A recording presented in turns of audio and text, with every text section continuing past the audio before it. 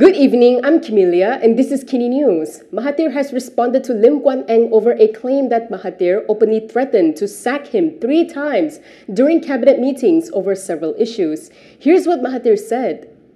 Former Prime Minister Dr Mahathir Mohamad has denied Lim Guan Eng's claim that he had threatened to sack the DAP leader from his cabinet. According to Mahathir, he always respected Lim's position as a component party leader even when they had different views on certain matters. He said the claims were a blatant lie and the only minister he dropped was Dr Mazli Malik as Minister of Education. According to the former Langkawi MP, his job was to chair cabinet meetings and both he and Lim had the right to express their views. He said in the end it was the cabinet which decided, not the Prime Minister alone. He added that the Minister of Finance had his say and if the cabinet is not for abolishing tolls, when tolls could not be abolished. He also denied Lim's claim that he wished to ban UMNO as a political party. Mahathir said this in response to Lim, who had written a critical statement against the 2-time Prime Minister yesterday. Lim claimed Mahathir was upset when he insisted the government reduce toll charges at the North-South Expressway by 18% and for opposing the then Prime Minister's plan to ban UMNO. Deputy Prime Minister Ahmad Zahid's discharge, not amounting to an acquittal over a graft case, stays in place. The High Court denied a challenge by the Malaysian Bar today. The Kuala Lumpur High Court this morning denied leave for the Malaysian Bar to proceed with its judicial review of Deputy Prime Minister Ahmad Hamidi's discharge, not amounting to an acquittal. With today's ruling, the Civil Court will not hear oral submissions for the merits of the judicial review. The review targeted the Attorney General's decision to withdraw the corruption case linked to millions of ringgit from Yayasan Akal Budi. Civil Court Judge Amarjit Singh also ordered the bar to pay 10,000 ringgit in costs to the AG, who is one of the respondents in the matter. Amarjit ruled that the issue of the AG's power to commence or discontinue criminal proceedings is generally not a matter that the courts can preside on.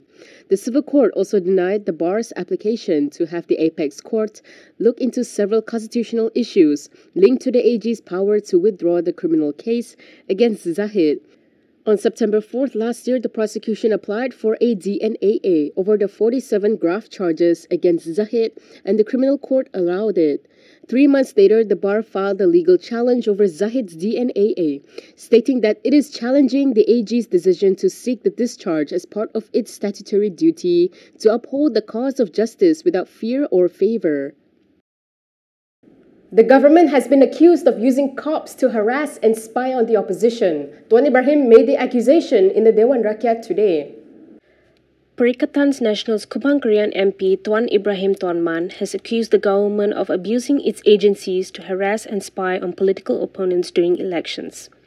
In a speech at the Dewan Rakyat today, Tuan Ibrahim claimed that there were many complaints about such incidents, including the ongoing Sungai Bakap by-election in Penang. Pertama sekali kita dapat aduan terhadap penyalahgunaan anggota pasukan keselamatan dalam siri-siri kempen pilihan raya termasuk Islam berlaku di Sungai Bakap. Ramai anggota polis diarahkan pergi ke tempat ceramah-ceramah merakam sampai kadang sampai 10 rakaman dibuat. Bahkan pemantauan sampai dibuat di bilik-bilik gerakan parti-parti pembangkang sekalipun.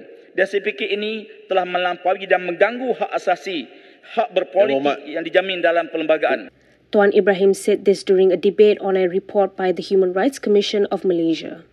Pakatan Harapan Jelutong RSN Raya then objected to the past Deputy President's remarks and argued that police were deployed to monitor the situation for safety reasons. In response, Tuan Ibrahim agreed the police have to do their job, but said measures taken were excessive. He claimed that the police would also take photos when he attended events in his constituency. Tengku Zafrul has stated that BlackRock has 27.5 billion ringgit of assets in Malaysia. He said this in response to a question from Guan Eng on the total amount of investments made by BlackRock and its companies in Malaysia.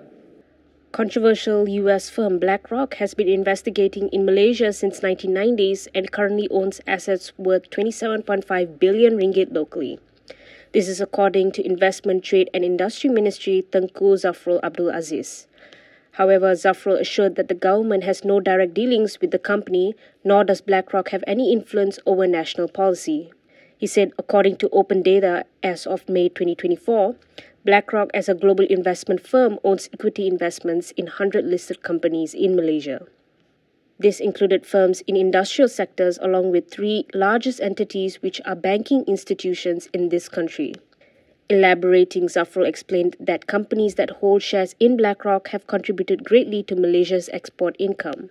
He also said the withdrawal of BlackRock's investment from Malaysia will have negative effects on the country's efforts to realize its investment agenda. Besides that, he reiterated Prime Minister Anwar Ibrahim's stance that there are no policies that prevent BlackRock from investing in Malaysia.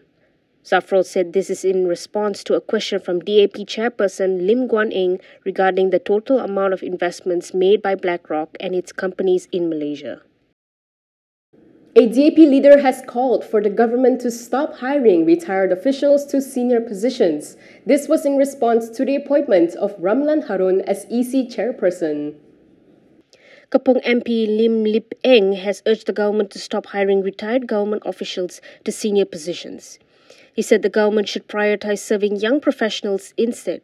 Lim said this in response to appointment of former Rural and Regional Development Ministry Secretary General Ramlan Harun as the Election Commission chairperson. According to Lim, appointing Ramlan, who has an impressive track record as a senior government official, may not be the best policy choice in current political climate in the country. He said in the current landscape there is a desire for transparency, accountability and reform. With this, he said appointing a serving official or an expert from a local university could have been a more suitable policy. He added that such individuals would bring current, cutting-edge knowledge and a potentially less politicized perspective to the role. Lim also said that the practice of rehiring retired officials to senior positions would discourage or dampen the enthusiasm of aspiring young officials or talented candidates from joining the government sector. While Ramlan's appointment as the new EC chairperson is a positive development, he said it is worth considering whether appointing a serving government official or an academic expert could better serve Malaysia's evolving political needs. Ahmad Maslan has responded to Bersih over their criticism of his remarks on allocations during elections. UMNO Supreme Council member Ahmad Maslan has challenged Bersih to review court rulings over allocation announcements. This came following Bersih's criticism of Ahmad's remarks on the matter. Ahmad challenged Bersih to review the court decision, bring it back to court and challenge it. He said then there would be no further announcements. Ahmad said he has been following by-elections for a long time and have attended almost all since 1990, except one in Batang Ai, Sarawak. He added that there have been many cases like this since 1990, and he knows the history, especially the precedents set during Tengku Razaleigh Hamzah's time regarding road project announcements during by-elections. He said the court had ruled previously that the government has the right to announce anything at any time and to anyone it deems appropriate, regardless of whether it is during a by-election or not. Recently, Bersih questioned remarks from Ahmad about ministers or ministries organizing programs or announcing allocations during by-elections. Ahmad has stated that the issue of organizing programs and announcing allocation had previously been brought to court, but the decision was not in favor of those who contested it. That is all from me today. For more stories, you can go to Kinitv.com. You can also follow us on Instagram, Twitter, YouTube, and Facebook for the latest news updates. If you would like access to news like this and more, subscribe now to Malaysia Kini and support independent media. I'm Kimilia. Thanks for watching.